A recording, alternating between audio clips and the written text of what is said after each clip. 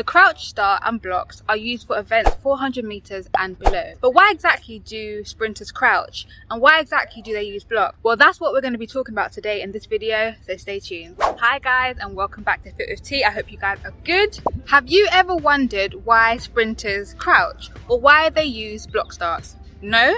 Well, actually, this search term, why do sprinters crouch, is actually a really popular term in Google search. Have a little look and you'll see it comes up automatically. So that means that there's quite a lot of people that actually are searching for the reason, and I hope that this video answers your question today. So before the crouch start, sprinters used to just stand. For events over 400 meters, athletes still do use the standing start to start their races, and you will find that mostly younger athletes use the standing start, or even some veteran athletes, depending on how old they are, use the standing start, as it's a little bit less taxing on the body. Now in athletics competition, if you watch any athletics on television, you will see that not only do athletes crouch, but they also use block start. So let's take it back in time a little bit and have a little look at when we actually started crouching as a nation of athletes and when block start was actually implemented. There are two most popular names that are associated with the crouch start. You've got C.H. Sherrill, who was an American athlete, and you've also got Bobby McDonald, who was an Australian athlete.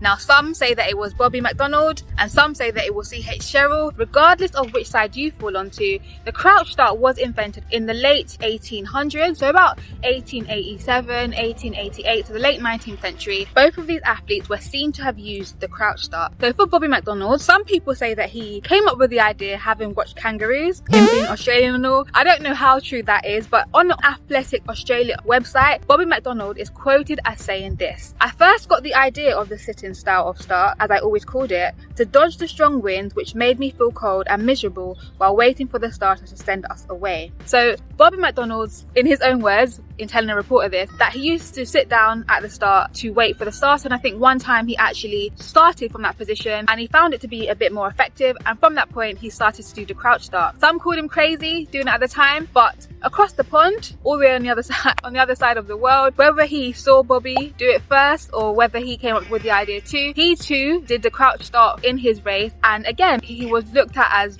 weird, as strange, what are you doing? But when this style of start started to be seen as effective, other athletes began to implement it and the crouch start became more popular. So the crouch start helps athletes, sprinters, to direct their energy horizontally as opposed to vertically. So starting with the bent leg allows you to explode from the ground, doesn't it? It allows you to produce more force and take off at a higher velocity. And so starting from the ground in a crouching start is more effective than starting in a standing start. By starting with your knee bent, it allows you to isometrically load your muscles to store all that energy, to store all that tension that can then be released on the go when you spring out of the blocks, when you explode out of, I hate the blocks, but when you explode out of the ground and take off at a higher velocity than you would be able to from the standing start. In the standing start, your legs are not as bent as they are in the crouching start, and you're not as horizontal, and so as you can see, the crouch start is more effective because the aim of the game at the end of the day is to get to the finish line, which is forward as opposed to up as quickly as possible. So what about blocks then? Blocks haven't always been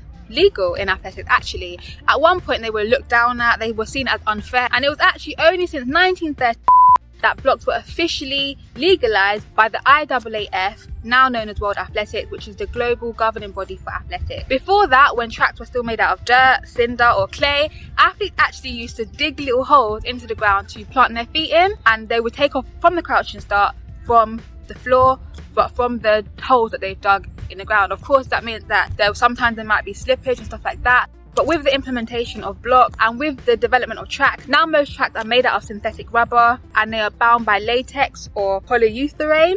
I hope I said that right. And with the development of spike, there's less slippage from the ground, but that's only one of the benefits of blocks. Research shows that generally speaking, you can save about a tenth or improve about a tenth of your rate by using block. However, this is only applicable to athletes that are trained or who have practiced block and are actually well versed in the block. If you actually do not have the strength or the capacity or the skills to use blocks can actually slow you down. They actually also help in making the race fair because now we have technology which enables us to see when an athlete false starts, and also you have the speakers on the back of the block, which means that every athlete is able to hear the starter from behind them as opposed to just having it on the side. So in any major competition, whether that is domestic domestic or whether that is international, you will find that athletes have to use blocks. Usually for the younger athletes, it's not mandatory, but like I said, for most major competition, it does become mandatory. Getting a good start is really important for sprinters, as we all know. And so if you can develop your crouch start and then move on to developing your block start, this can actually help ensure that you get a better acceleration phase than you would if you didn't get as good a start. Just like a plane, we want to take off and increase our speed, and getting a good start enables you to do that. So guys, I hope you guys enjoyed this video. If you did, please give it a big thumbs up to help me accelerate my channel, to let the algorithm know and so that more people can see this video. Was there anything new that you learned in this video? Let me know in the comment section below. And if you haven't yet checked out my video about the crouch start, then make sure to check it out here. And if you haven't yet checked out my video about blocks, check it out over here. And I'll see you guys next Friday.